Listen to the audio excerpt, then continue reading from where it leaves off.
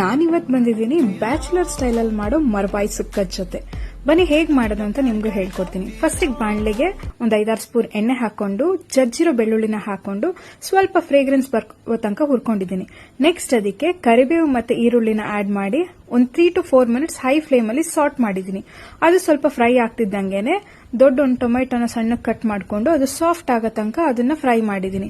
ಅದು ಸಾಫ್ಟ್ ಆದ್ಮೇಲೆ ಸ್ವಲ್ಪ ಅರಿಶಿನ ಪುಡಿ, 1 ಸ್ಪೂನ್ ಅಷ್ಟು ಖಾರದ ಪುಡಿ ಹಾಗೆ 1.5 ಸ್ಪೂನ್ ಅಷ್ಟು ಧನಿಯಾ ಪುಡಿ ಹಾಕೊಂಡು ನಾನು ಲೋ ಫ್ಲೇಮ್ ಅಲ್ಲಿ ಇದನ್ನ ಹುರ್ಕೊಂಡಿದ್ದೀನಿ, ಅದ್ರ ಹಸಿ ವಾಸನೆ ಹೋಗೋ ತನಕ. ಇದೆಲ್ಲ ಹುರಿದಾದ್ಮೇಲೆ ಅದಕ್ಕೆ ಕೊನೆಯಲ್ಲಿ 1/4 ಚಮಚದಷ್ಟು ಜೀರಿಗೆ ಪುಡಿನ ಕೂಡ ಹಾಕೊಂಡು 2 ನಿಮಿಷ ಮಿಕ್ಸ್ ಮಾಡ್ಕೊಂಡಿದ್ದೀನಿ.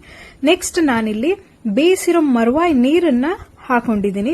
ನಾನು ಮರ್ವಾಯಿ ಬೇಯಿಸಕ್ಕೆ ಯಾವುದೇ ರೀತಿ ಉಪ್ಪು ಕೂಡ ಆಡ್ ಮಾಡಲಿಲ್ಲ, ಹಾಗೆ ಅದಕ್ಕೆ ಸ್ವಲ್ಪ ನೀರು ಹಾಕಿ ಬೇಯಿಸ್ಕೊಂಡಿದ್ದೀನಿ.